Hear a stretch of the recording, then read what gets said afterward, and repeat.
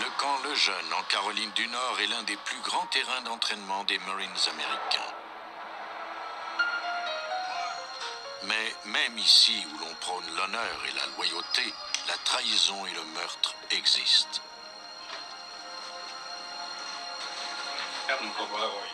Le 27 mars 1999, le sergent Whitman Wallace signala à la police militaire la disparition de son ex-femme, Tanya, âgée de 25 ans. Leur fillette de 4 ans avait passé les derniers jours avec son père. La veille, Wallace attendait Tanya qui devait passer prendre l'enfant, mais elle ne vint pas.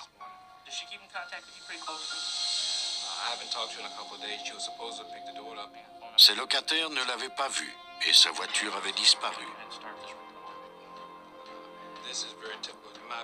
Whitman déclara qu'elle était probablement partie avec un autre homme. On confia l'affaire au NCIS, le service d'investigation criminelle de la Marine. Cette organisation fédérale a pour mission de protéger et de servir les membres de la Marine américaine et leurs familles. L'agent spécial Robert Bratton, qui dirigeait alors l'équipe chargée des cas d'importance, commença l'enquête entourant la disparition de Tanya Wallace. Nous étions extrêmement préoccupés par le cas de cette mère de famille très attachée à son enfant. Elle était partie sans rien dire à son entourage.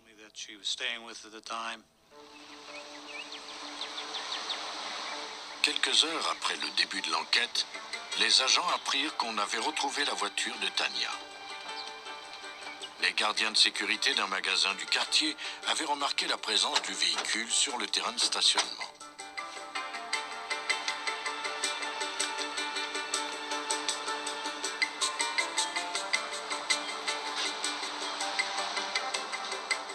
Au cours d'un examen de l'extérieur de la voiture, les experts remarquèrent des petites traces de sang humain sur une des poignées.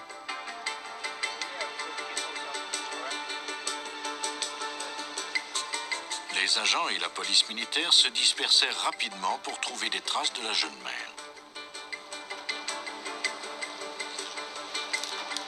Malgré plusieurs heures à ratisser le quartier, ils ne trouvèrent aucun indice.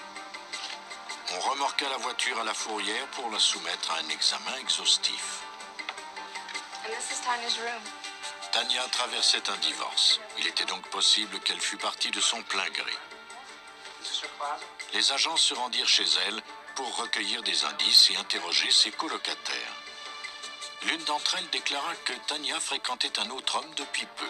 Ce dernier faisait partie de la marine et il venait tout juste de partir en mission outre-mer. Tanya n'avait laissé entendre à aucun moment son intention de partir en voyage. Depuis qu'elle avait mis un terme à sa relation avec Whitman Wallace, rien ne semblait l'inquiéter. Sa colocataire ajouta que depuis sa séparation d'avec Wallace, Tanya était plus optimiste et très excitée à la perspective de commencer une nouvelle vie. Elle était une mère dévouée. Sa colocataire ne pouvait croire que Tanya ait pu abandonner son enfant de 4 ans et en laisser la garde complète à son ex-mari. D'après les réponses de son amie, Tanya n'avait jamais laissé sa fillette seule, pas même pour quelques minutes. Et elle était réticente à la laisser à la garde de son père pendant une période de temps prolongée. Nous avons donc rapidement éliminé la possibilité qu'elle soit partie de plein gré avec quelqu'un d'autre.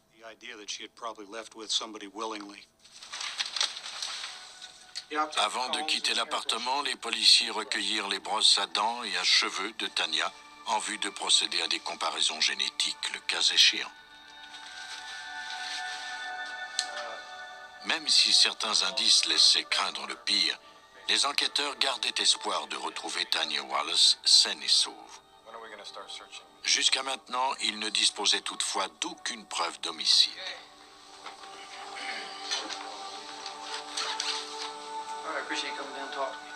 On convoqua le sergent Whitman Wallace à un interrogatoire. Ce dernier nia catégoriquement être mêlé à la disparition de Tanya. Bien que leur mariage ait échoué, il aimait sa femme et leur petite fille de 4 ans. Il déclara qu'au cours de la nuit de la disparition de Tanya, on lui avait assigné un travail de bureau de 23 heures jusqu'au lendemain matin. Il n'avait pas quitté son poste de la nuit.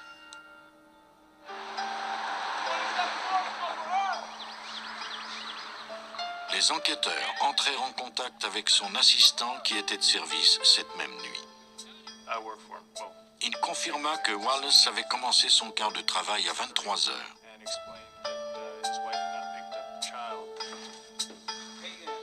Mais 30 minutes plus tard, il lui avait demandé de surveiller son poste à sa place.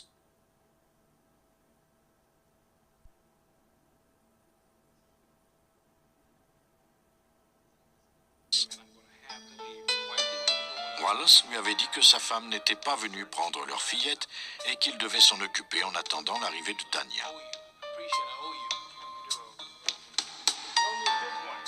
Wallace quitta son poste et ne revint que 2 heures plus tard. Ainsi donc, le sergent Wallace avait menti aux agents quand il avait déclaré ne pas avoir quitté son poste de la nuit. Maintenant, les enquêteurs devraient découvrir ce qu'ils tentaient de leur cacher. Ils concentrèrent leurs efforts sur le seul indice matériel qu'ils détenaient. Une semaine après le signalement de la disparition de Tanya, l'agent spécial et expert légiste Mike Maloney examina son véhicule. On ne pouvait pas le voir de l'extérieur de la voiture car la moquette et les sièges étaient très foncés. Mais en ouvrant la portière, nous avons tout de suite remarqué qu'il y avait beaucoup de sang à l'intérieur. La tache de sang mesurait 40 cm de long par 32 de large. Les experts découpèrent cette section de la moquette pour procéder à une analyse complète. L'ADN du sang concordait avec celui des échantillons recueillis chez Tanya.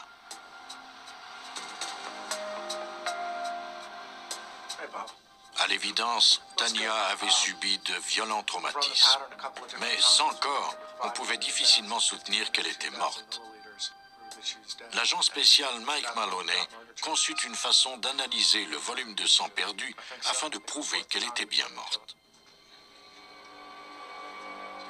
Nous savions que nous pourrions démontrer qu'elle avait perdu tellement de sang dans ce véhicule qu'elle ne pouvait plus être en vie. Maloney devait d'abord déterminer la quantité de sang requise pour produire des taches de même dimension que celles de la moquette du véhicule. Il obtint des échantillons de moquette du fabricant de la voiture et commença à les imbiber de sang humain.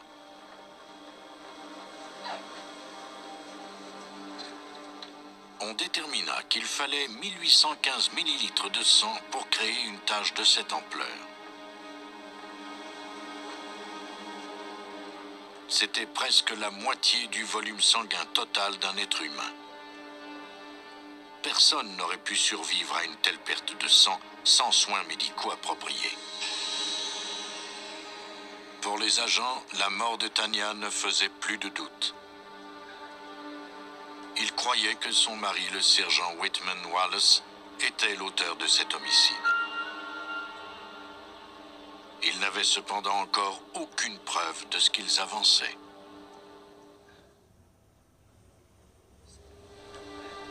Les experts judiciaires du service d'investigation criminelle de la marine américaine n'avaient pas retrouvé le corps de Tanya Wallace. Seul un morceau de moquette taché de sang témoignait du meurtre de la victime de 25 ans. Les agents spéciaux du NCIS croyaient que son meurtrier était son ex-mari, le sergent Whitman Wallace. Malheureusement, il ne disposait d'aucune preuve matérielle et le suspect refusait de coopérer. Wallace s'était peut-être débarrassé des preuves de sa culpabilité. Les agents commencèrent donc à fouiller toutes les bennes à ordures à proximité de l'endroit où il vivait. Le service sanitaire avait déjà vidé les bennes. L'agent spécial Robert Bratton refusait toutefois d'abandonner la partie. Même si ses chances de réussir étaient minces, il appela les responsables du site d'enfouissement des ordures du camp Lejeune.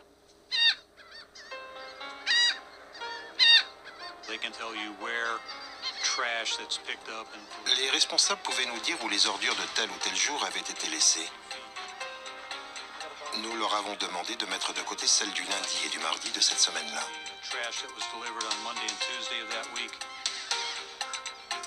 L'escouade chargée de l'enfouissement des matières chimiques et biologiques trouva le site en question et commença à fouiller la montagne de détritus.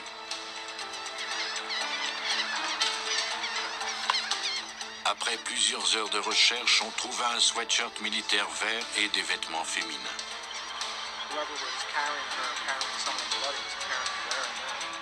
Ces vêtements semblaient tachés de sang. L'analyse démontra que ce sang provenait exclusivement de Tanya Wallace. Tous les vêtements correspondaient à ceux que portait la victime au moment de sa disparition, à l'exception du sweatshirt vert. Nous étions curieux de savoir à qui ce sweatshirt appartenait. Il était taché de part en part de sang qui l'avait traversé de l'extérieur vers l'intérieur. Nous étions donc presque sûrs que Tanya ne le portait pas le soir du meurtre. En examinant l'encolure du vêtement, de même que le tissu sous les aisselles, nous avons trouvé de vieilles cellules de peau et de la sueur. Les experts réussirent à extraire l'ADN à partir des infimes cellules de peau. Le code génétique était celui du sergent Wallace. L'étau se refermait peu à peu autour du suspect. Les agents se rendirent ensuite au camp militaire pour y fouiller la chambre qu'il occupait. Comme Wallace devait partir sous peu, on avait soigneusement nettoyé la pièce. Les agents appliquèrent du luminol et éteignirent les lumières. Ils aperçurent alors de grosses taches de sang sur le carrelage. Les analyses démontrèrent que le sang était d'origine humaine. Les taches s'arrêtaient abruptement là où commençait le tapis. Au-delà de cette limite, il n'y avait aucune autre trace de sang. Comme tout portait à croire que Tanya avait été assassinée dans la chambre de Whitman Wallace, les agents interrogèrent les autres Marines qui vivaient dans les mêmes quartiers que le suspect.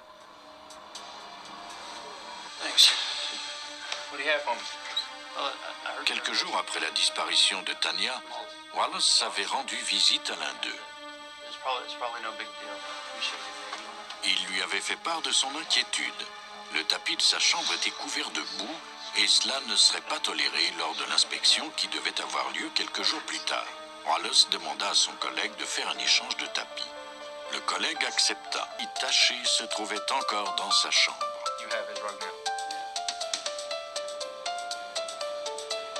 Les agents espéraient qu'il contenait toujours des preuves de la culpabilité de Whitman Wallace. Ils le prirent donc et l'acheminèrent au laboratoire pour analyse.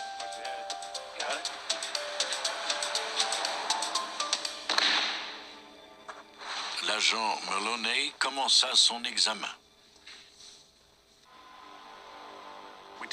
Nous avons procédé à une analyse au luminol et constaté que la tache sur le carrelage près de la porte se poursuivait sur le tapis.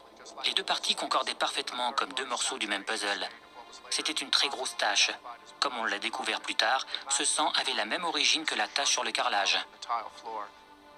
Les analyses génétiques permirent de démontrer hors de tout doute que le sang de Tanya se trouvait à la fois sur le tapis et sur le carrelage.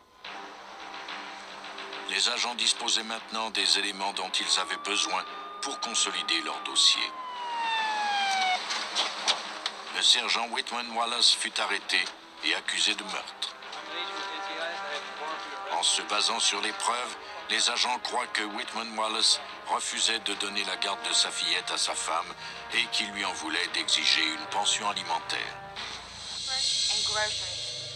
Le 26 mars 1999, après avoir quitté son lieu de travail, Tanya s'est rendue au quartier de son ex-mari pour aller chercher sa fillette. Whitman Wallace s'est arrangé pour être là quand elle arriverait. L'enfant dormait dans la pièce voisine quand Wallace s'est jeté sauvagement sur Tanya pour la battre à mort. Il a ensuite placé son corps ensanglanté dans sa voiture et s'est rendu dans un endroit isolé où il l'a enterré. Devant la cour martiale, le sergent Whitman Wallace a plaidé coupable de l'enlèvement et du meurtre non prémédité de Tanya Wallace. Il a été condamné à 30 ans d'emprisonnement. Conformément à l'entente qu'il a conclue avec les autorités, il a accepté de dévoiler à quel endroit il l'avait enterré. Même sans le corps d'une victime, les agents du NCIS ont réussi à démasquer rapidement la violence meurtrière d'un sergent des Marines. En Caroline du Sud, cette fois, les investigateurs de la marine mettraient plusieurs années à faire la lumière sur le plan sordide d'un meurtrier. Le 6 novembre 1989, un automobiliste roulait sur une route isolée de Jasper County en Caroline du Sud lorsqu'il vit quelque chose qui brûlait au bord de la route. Pour éviter que les flammes ne se propagent, il s'arrêta et s'empressa d'éteindre le feu. Les flammes jaillissaient d'un grand sac de toile. À l'intérieur, l'automobiliste aperçut ce qui semblait être la dépouille carbonisée d'un être humain. Il appela le service d'urgence. Des agents du bureau du shérif de Jasper County se rendirent sur les lieux à toute vitesse. Il n'était plus possible de reconnaître la victime trouvée dans le sac. On lui avait fracassé le crâne. Le seul indice sur son identité était une chemise de nuit ornée d'une licorne. On pouvait en déduire que la victime était une femme. Selon le détective Sam Woodward de Jasper County, les enquêteurs ne trouvèrent aucun autre indice valable. Tout ce que nous avions, c'était le corps d'une femme à l'intérieur d'un sac auquel on avait mis le feu. C'était à peu près tout. Il n'y avait pas de traces de pas, ni empreintes de pneus, ni rien d'autre de ce genre. Les policiers croyaient que l'identification de la victime les mènerait à celle de son meurtrier. Ils espéraient obtenir des indices lors de l'autopsie. Le médecin légiste détermina que la victime était une femme de race blanche, d'environ 25 ans, aux cheveux bruns foncés. Son utérus était plus grand que la normale, ce qui indiquait qu'elle avait donné récemment naissance à un enfant. Elle avait connu une fin brutale. On l'avait frappée à la tête à 32 reprises avec un objet contondant. Les policiers introduisirent les rares informations qu'ils détenaient dans la base de données nationale qui contient la description de toutes les personnes portées disparues. Ils vérifièrent également les dossiers des personnes dont on avait signalé la disparition dans la région, mais aucune des descriptions contenues dans ces dossiers ne correspondait à la victime. La seule façon de l'identifier, c'était de lui redonner un visage. Les autorités contactèrent Ted Rathbun, professeur d'anthropologie à l'Université de la Caroline du Sud. Ce dernier se rendit compte très vite que la tâche présentait un défi de taille. On compte 22 os différents dans un crâne humain. Dans ce cas-ci, en raison du traumatisme majeur infligé à la victime, nous devions assembler 122 fragments. Certains d'entre eux étaient aussi grands que la paume d'une main, alors que d'autres mesuraient à peine la moitié de l'ongle de l'auriculaire. C'était exactement comme de tenter de compléter un puzzle en 3 dimensions.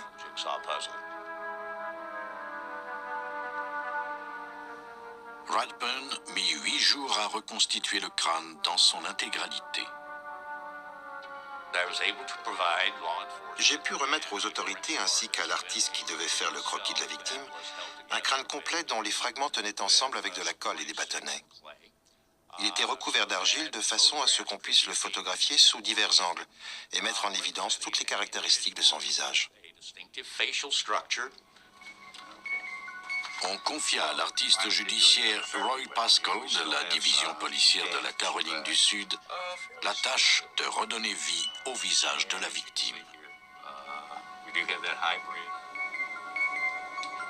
Après Après avoir placé des marqueurs de caoutchouc à certains endroits stratégiques sur le crâne pour indiquer l'épaisseur de la chair, Haskell le photographia. Puis il fit un dessin du visage de la victime au crayon.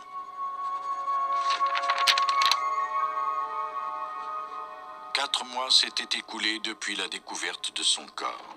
Elle avait enfin un visage. On distribua le dessin à tous les médias et services de police de la région dans l'espoir que quelqu'un pourrait donner un nom à la victime. Malheureusement, on n'obtint aucune piste. 4 années s'écoulèrent sans le moindre progrès. On avait pratiquement abandonné l'espoir de résoudre l'enquête.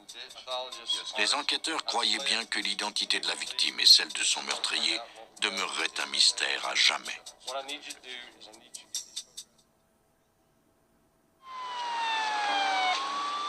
On avait trouvé le corps d'une femme en flammes près d'une route de Jasper County 4 ans plus tôt. Il n'avait jamais été identifié.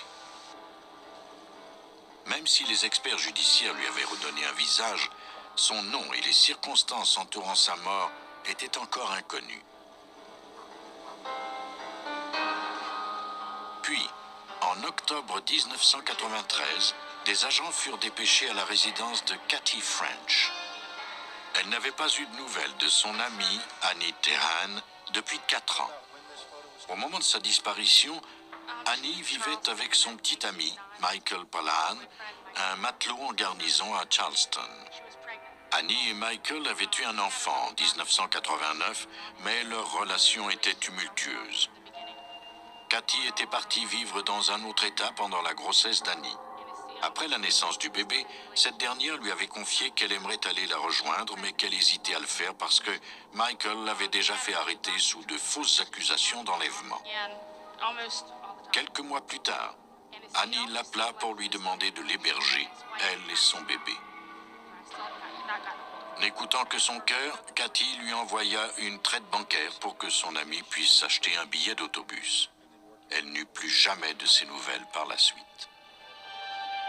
Comme le père de la jeune femme disparue faisait partie de la marine, l'agent spécial Jim Grabus de la NCIS accepta d'ouvrir une enquête. En raison de la relation instable entre Annie et son petit ami, il devait d'abord s'assurer qu'elle n'était pas partie de son plein gré. Nous nous sommes dit que les tensions entre Michael Palahan et elle l'avaient peut-être poussé à s'enfuir tout simplement. Nous devions écarter cette possibilité. En vérifiant le dossier de Michael Palahan, qui était responsable de l'armement électronique, l'agent constata qu'il était alors en garnison à la base navale d'Hawaï. Rebus appela les agents de l'île pour qu'ils interrogent Palahan. Chief Palahan, NCIS agents Day and Smith will talk to you about the whereabouts of Miss Tehan. Ce dernier déclara que le matin du 6 novembre 1989, il avait constaté en s'éveillant qu'Annie l'avait quitté, lui et le bébé. Elle l'avait appelé quelques jours plus tard, mais ne lui avait pas dit où elle se trouvait, ni quels étaient ses plans. Il ne l'avait jamais revue par la suite. Palahan ajouta que sa mère, qui vivait à Savannah, en Géorgie, avait adopté leur fille depuis. Les enquêteurs doutaient de la véracité des propos de Palahan. À leur avis, il n'y avait qu'une seule raison pour expliquer pourquoi Annie Tehan était séparée de son enfant. Nous nous sommes dit que si elle avait voulu partir, ce qu'elle planifiait d'ailleurs de faire, elle aurait emmené l'enfant avec elle. C'était ce qu'elle désirait. Elle ne voulait pas perdre cet enfant. Nous n'avons pas mis beaucoup de temps à croire qu'on l'avait assassiné. Pour les agents, l'auteur de ce meurtre ne pouvait être que Michael Palahan. Mais jusque-là, ils n'avaient aucune preuve de ce qu'ils avançaient. Ils examinèrent des dizaines de dossiers de meurtres non résolus dans l'État. Dans l'un des dossiers ouverts en 1989, l'agent Grabus fit une découverte intéressante. C'était le portrait d'une jeune femme dont on avait retrouvé le corps à Jasper County le 6 novembre 1989. J'ai pris la photo d'Annie que j'avais et j'ai examiné les deux côte à côte. J'ai compris alors que nous avions retrouvé Annie. Les agents, aidés des autorités locales, commencèrent par reconstituer les faits et gestes de Palahan au moment du meurtre. Ils examinèrent ses relevés téléphoniques du 6 novembre 1989. Il avait appelé à plusieurs reprises à Savannah, en Géorgie, à quelques centaines de kilomètres de chez lui. La personne qui l'appelait était son ex-femme. Pouvait-il y avoir un lien entre ces appels et le meurtre? Les policiers obtinrent les relevés des dépenses de la victime. Ils trouvèrent un coupon de caisse d'une station-service située à 40 km de là où le corps d'Annie avait été découvert. Les enquêteurs commençaient à croire que Palahan avait un complice. Ils se rendirent à Miami où vivait son ex-femme. Elle déclara qu'elle ignorait qu'Annie avait été tuée. Elle dit toutefois que Palahan l'avait bien appelée vers la mi-novembre 1989. Il lui avait alors confié qu'Annie venait de le quitter et qu'il désirait qu'elle s'occupe de leur enfant. Elle accepta et se rendit à l'appartement de Palahan à Charleston 1 ou 2 jours plus tard pour prendre l'enfant. Les relevés téléphoniques et les reçus d'essence démontraient qu'elle s'y était rendue le 6 novembre, soit le jour même du meurtre. Quand venait le temps de donner des dates et des heures précises, elle se contredisait sans cesse. Les agents décidèrent de lui rafraîchir la mémoire en lui montrant les reçus. Quand elle s'est rendue compte que nous savions qu'elle était à l'appartement au moment du meurtre d'Annie, elle a compris qu'elle était prise au piège. Comme elle était susceptible d'être inculpée, elle accepta de coopérer. Elle déclara que Michael Palahan ne désirait plus avoir Annie dans sa vie. Il voulait toutefois garder leur enfant. Comme il savait qu'Annie n'accepterait jamais de le lui laisser, il avait projeté de la tuer. Son ex-femme avait accepté de l'aider.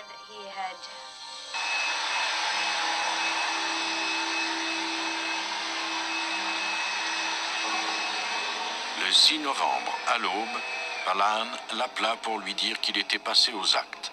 Il avait besoin de son aide pour nettoyer l'appartement.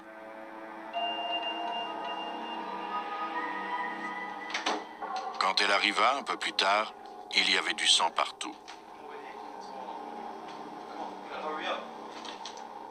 Après avoir aidé Palahan à mettre le corps d'Annie dans le coffre de sa voiture, elle nettoya les tapis. Ils appliquèrent ensuite une couche de peinture sur les murs pour cacher les éclaboussures de sang. Ces informations faisaient avancer l'enquête. Les agents devaient maintenant corroborer les déclarations de l'ex-femme du suspect. Elle accepta de les conduire à l'ancien appartement de Palahan et de leur montrer la scène du crime. L'appartement était alors inoccupé. Elle put leur indiquer à quel endroit sur la moquette gisait le corps d'Annie. Elle leur donna également une description des taches de sang sur les murs et le plafond. On n'en voyait plus aucune trace. Après tant d'années, il était peu probable d'en retrouver. Malgré tout, les experts appliquèrent du luminol un peu partout. À leur grand étonnement, le sang apparut. De plus, les taches se trouvaient exactement aux endroits indiqués par l'ex-femme de Palahan. Maintenant, peut-être pouvait-on obtenir les aveux de Palahan lui-même. Les agents lui tendirent un piège. Ils demandèrent à son ex-femme de l'appeler et de le faire parler du meurtre.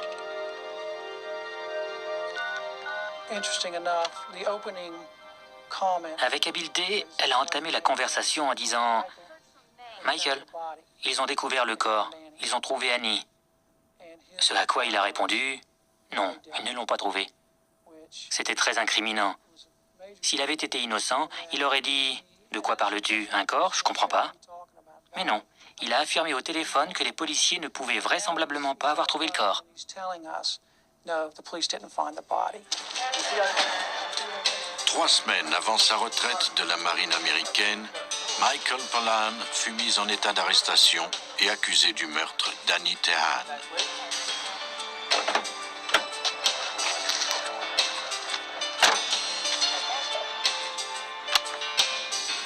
Mis devant les faits, il avoua son crime.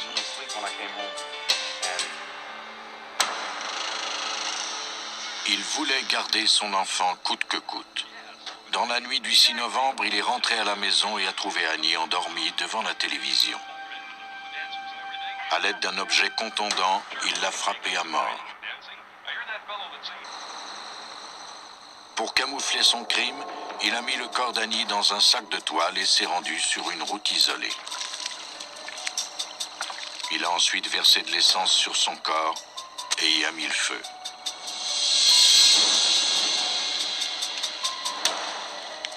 À la station navale de Mayport, en Floride, devant la cour martiale, Michael Pollan a plaidé coupable du meurtre prémédité d'Annie Tehan. Il a été condamné à 30 ans d'emprisonnement à la prison fédérale de Leavenworth. Il est courant qu'un mari ou qu'une épouse trahisse son conjoint. Mais chez les militaires, on prétend que la loyauté envers ses collègues est sacrée. Dans la matinée du 23 avril 1998, un homme qui enlevait les mauvaises herbes sur le terrain vague attenant à son immeuble de Newport News en Virginie remarqua quelque chose dans l'herbe.